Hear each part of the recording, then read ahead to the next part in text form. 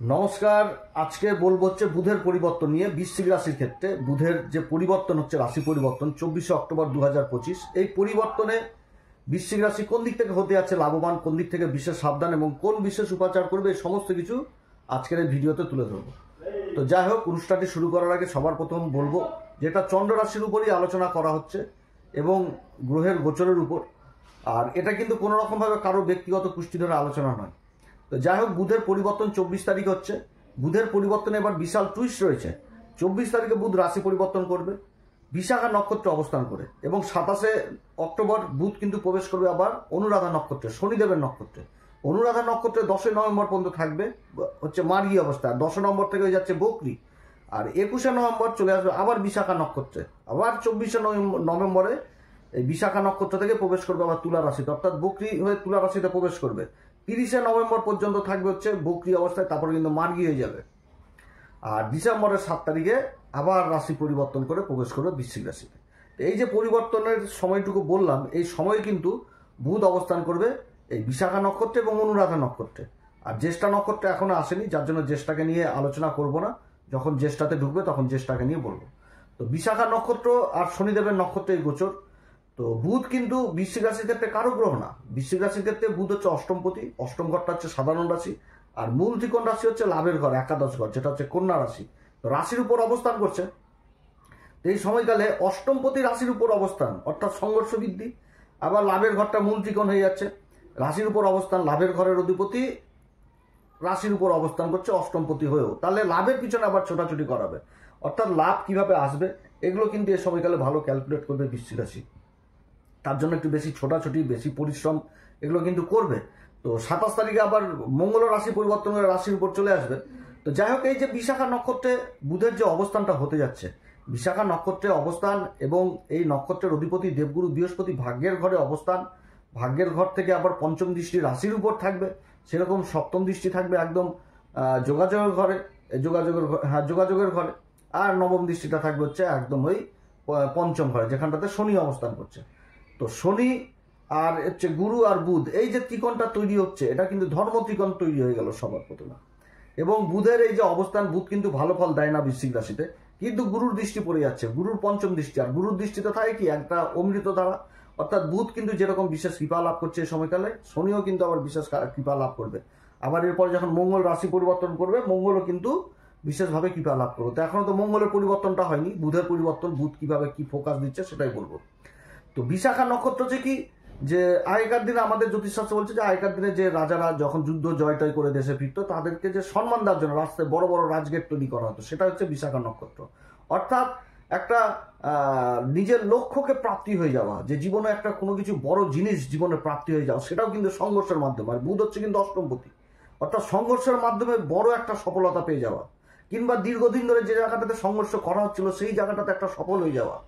কারণ অষ্টম ঘরটা কিন্তু বুধের ঘর, যেটা হচ্ছে গভীর জ্ঞান, বিশ্বাস জাতীয় বিদ্যা, ডিপ নলেজ, বিশ্লেষণ করার ঘর। তো এই জিনিসটা কিন্তু বুঝাচ্ছে। অর্থাৎ শিক্ষার দিক থেকেও কিন্তু এই সময়কাল একটা ভালো জিনিস উঠে আসছে বৃশ্চিক রাশির ক্ষেত্রে, যে শিক্ষার দিক থেকে সফল হয়ে যাওয়া, সমাজে মান সম্মান পদ প্রতিষ্ঠা যথেষ্ট ভালো। তো চাকরি বাকরির দিক থেকেও বিশেষ উন্নতি, কারণ দেবগুরু বৃহস্পতির আবার নবম দৃষ্টি থাকছে পঞ্চম ঘরে, সেরকম বুধের উপরে থাকছে। তো যারা চাকরি বাকরি করছেন সরকারি বেসরকারি ক্ষেত্রে, তাদের জন্য যথেষ্ট ভালো সময়। প্রমোশন হওয়ার প্রবল সম্ভাবনা, কিংবা পুরস্কৃত হওয়ার সম্ভাবনা, কিংবা কর্মলাভের যারা চেষ্টা করছিলেন তাদের কর্মলাভ হয়ে যাওয়া। তবে এই নক্ষত্রে বেশি দিন থাকছে না, 27 তারিখ, তারপরে আবার যখন ব্যাক হয়ে আসবে বক্রি অবস্থায়, তখন আবার এরকম রেজাল্টটা পাবে, খুবই ভালো রেজাল্টটাই পাবে। আবার বিশাখা নক্ষত্রে তো ভালো গুণটা বললাম, খারাপ গুণও রয়েছে বিশাখা নক্ষত্রে। বিশাখা নক্ষত্রের খারাপ গুণ হচ্ছে কি দনমন হওয়া। কাজ করার আগে হাজারবার চিন্তা করবে যে কেন করছি না কাজটা, আর কাজ করে নেওয়ার পরেও আবার চিন্তা করবে যে কেন যে কাজটা করলাম। অর্থাৎ মন স্থির করে কিন্তু কাজ করতে হবে, কারণ এই নক্ষত্রের অধিপতি দেবতা হচ্ছে ইন্দ্রদেব এবং হচ্ছে অগ্নিদেব। তো এই দুই দেবতার জন্য একটা দনমন থাকে। তো এই জিনিসটা আবার এই নক্ষত্রে কিন্তু আবার সেই মানে নিজের সিংহাসন হারানোর জিনিসটাও চিন্তা করে। ইন্দ্র কিন্তু যেহেতু রাজা, এই জিনিসটা উঠে আসে কর্মক্ষেত্রে, যে আমার কর্মকে নিয়ে চিন্তিত থাকবে, যে আমার কর্মটা থাকবে কি থাকবে না ভবিষ্যতে, এরকম জিনিসটা। এটা নেগেটিভ জিনিস চিন্তায় হলো, কিন্তু যেহেতু গুরুর দৃষ্টি পড়ে যাচ্ছে ভাগ্যের ঘর থেকে, তো সেরকম এইখানটাতে সেই জিনিসটা উঠে আসে না, বরঞ্চ ভালো দিকটাই উঠে আসবে। আর তার সাথে কি এদের লক্ষ্য থাকে কিন্তু এগিয়ে যাওয়ার লক্ষ্য, যে কিভাবে এগিয়ে যাব জীবনে। 1 লক্ষ প্রাপ্তি হয়ে যাওয়ার পর আরও কিন্তু আরো 1 লক্ষর দিকে এরা ছুটতে থাকে, কারণ রাজা কিন্তু একটি নক্ষত্র থেকে একটি রাজ্য জয় করে নিয়ে বা রাজ্য জয় করার পর থেমে থাকে না, অর্থাৎ এদের লক্ষ্য কিন্তু বিশাল থাকে জীবনে এবং লক্ষ্য প্রাপ্তিও ঘটে এদের জীবনে। এটা একটা খুবই ভালো দিক এই বিশাখা নক্ষত্রে। বিশাখা নক্ষত্রে আরো একটি চিহ্ন রয়েছে, সেটা হচ্ছে কি কুমারের চাক। কুমারের চাকের মধ্যে মাটি দিয়ে সেই যে একটা রূপ দেওয়া, তো সেই জিনিসটা বোঝাচ্ছে, অর্থাৎ জীবনে কিন্তু এরা লক্ষ্য পেয়ে যায়। এটা হচ্ছে সব থেকে বড় ব্যাপারটা এই অবস্থানটা। তো এরপরে যখন 27 তারিখে আবার প্রবেশ করবে অনুরাধা নক্ষত্রে। অনুরাধা নক্ষত্র কিন্তু আধ্যাত্মিকের নক্ষত্র, একদম সম্পূর্ণ আধ্যাত্মিক, অর্থাৎ জীবনের যে সংঘর্ষ সেটা আধ্যাত্মিক পথেই করতে হবে এবং তাতে কিন্তু উন্নতি পাবে। কারণ অনুরাধা নক্ষত্র শনিদেবের নক্ষত্র, অধিপতি দেবতা হচ্ছে মিত্রদেব।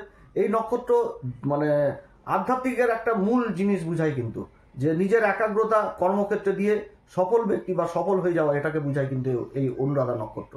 কারণ আমাদের জ্যোতিষশাস্ত্রে যে অনুরাধা নক্ষত্রের যে সিম্বল দেওয়া হয়েছে সেটা কিন্তু হচ্ছে ওই দণ্ড। তো দণ্ড বলতে সেই দণ্ড যেটা হচ্ছে ওই মানে মুনি ঋষিরা যে সাধনা করে, যে দণ্ডের উপর হাত রেখে মালা জপ করা, সেই দণ্ডের কথা বলা হচ্ছে। অর্থাৎ আধ্যাত্মিক জগৎ কিন্তু উঠে আসছে। এবং শনির নক্ষত্র অবস্থান, শনি আবার ধর্মের ঘরে অবস্থান করছে, দেবগুরু বৃহস্পতি নক্ষত্র পূর্বা ভাদ্রপদ। পূর্বা ভাদ্রপদও কিন্তু আধ্যাত্মিক জিনিসটাকে বুঝাচ্ছে, পঞ্চম ঘরে। যে ঈশ্বরের প্রতি একটা বিশেষ সাধনা এই সময়কালে যথেষ্ট কাজে লাগবে বৃশ্চিক রাশির। এবং এই সময়কালে ইন্টেনশনটাও কিন্তু এরকম হয়ে যাবে, কারণ বুধ রাশির উপর অবস্থান করা মানে রাশিকে প্রভাবিত করে এবং মঙ্গল সাথে থাকবে, সেই সময় মঙ্গলের ঊর্জাটাও কিন্তু এই আধ্যাত্মিকের দিকে চলে আসবে। ভালো অবস্থান হতে যাচ্ছে, শুধু আধ্যাত্মিক পথে থাকতে হবে। আর শনি পঞ্চম ঘরে অবস্থান করছে পূর্বা ভাদ্রপদে, অজয় এক পদ, এক পায়ে দাঁড়িয়ে থেকে বিশাল তপস্যা, অর্থাৎ নিজের কষ্টকে কষ্ট না মনে করে সফলতা, ঈশ্বরের সাধনার পথে ঈশ্বরের আশীর্বাদ লাভ করা, সেটাও বোঝাচ্ছে। এটা একটা রুদ্রের একটি রূপ। এবং এই নক্ষত্রেই কিন্তু এই অর্জুন মহাভারতের যুগে কিন্তু তপস্যা করেছিল এবং ভোলে আবার কাছ থেকে আশীর্বাদ পেয়েছিল, বহু অস্ত্র শস্ত্র যেগুলো হয় আর কি। তো সেই সময় কিন্তু এই নক্ষত্র অর্জুন। তো এই যে শনির নক্ষত্রে বুধের অবস্থান রাশির উপর, তো আধ্যাত্মিক জিনিসটা উঠে আসছে। এবং এই নক্ষত্রের যে আরেকটি সিম্বল, সেটা কিন্তু পদ্ম ফুলকে দেওয়া হয়েছে। তো পদ্ম কিছুটাই ফোটে এবং পদ্ম কিন্তু পদ্মফুল দেবতাদের হাতে থাকে, কিংবা বহু দেবদেবী রয়েছে পদ্মের উপরই কিন্তু অবস্থান করে বসে। তো সেই জিনিসটাকে বুঝাচ্ছে কিন্তু একটা আধ্যাত্মিক জগৎ সম্পূর্ণভাবে উঠে আসছে। এবং আমাদের জ্যোতিষশাস্ত্র মতে এই এই নক্ষত্রেই কিন্তু রাধামার আবির্ভাব হয়েছিল। তো কত সুন্দর নক্ষত্র, কেউ বুঝতে চায় না। অনেকে বলে যে অনুরাধা নক্ষত্র শনির নক্ষত্র, এ কষ্ট দেবে, কিন্তু শনি কি করাতে চাচ্ছে সেটাই কিন্তু বুঝতে হবে, যে শনি বৃশ্চিক রাশিতে এই অনুরাধা নক্ষত্রে কি করাতে চাচ্ছে, কি বুঝাচ্ছে, কোন দিকে কর্ম করতে হবে, যে কর্ম করলে জীবনের শ্রেষ্ঠ থেকে শ্রেষ্ঠ সফল হওয়া যায়। এই নক্ষত্রের জাতক জাতিকারা ধনবান হয়, মান সম্মান পদ প্রতিষ্ঠা সমস্ত কিছু লাভ করে।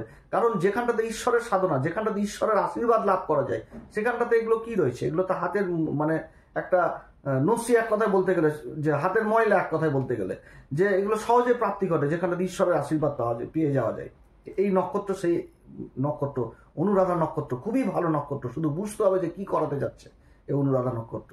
তো এই নক্ষত্রে কিন্তু অবস্থানে জীবন পাল্টে যাবে এবং ঈশ্বরের প্রতি মন ছুটে যাবে, যে কিভাবে ঈশ্বরের কাছে মানে সেই রাস্তাটা খুঁজে পাবে আর কি। যেহেতু অষ্টমপতি, অষ্টম ঘরটা গভীর জ্ঞান, রিসার্চ জাতীয় বিদ্যা, আধ্যাত্মিক জগৎ, নিজেকে বিশ্লেষণ করার ঘর, নিজেকে চেনার ঘর, ঈশ্বরের সাথে কানেকশনের ঘর। তো এই জিনিসটা কিন্তু বুঝাচ্ছে। আবার দেবগুরু বৃহস্পতিরও কিন্তু দৃষ্টি থাকছে বুধের উপরে, সেরকম থাকছে কিন্তু শনির উপরও। অর্থাৎ ধর্মের প্রতি যে একটা বিশেষ জ্ঞান, এটা কিন্তু বিশেষ সফলতা নিয়ে চলে আসবে এই বৃশ্চিক রাশির ক্ষেত্রে।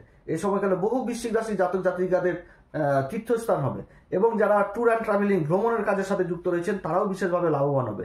এছাড়া যারা বাণী সংক্রান্ত কাজের সাথে যুক্ত রয়েছেন তাদের জন্য যথেষ্ট ভালো অবস্থান হতে যাচ্ছে।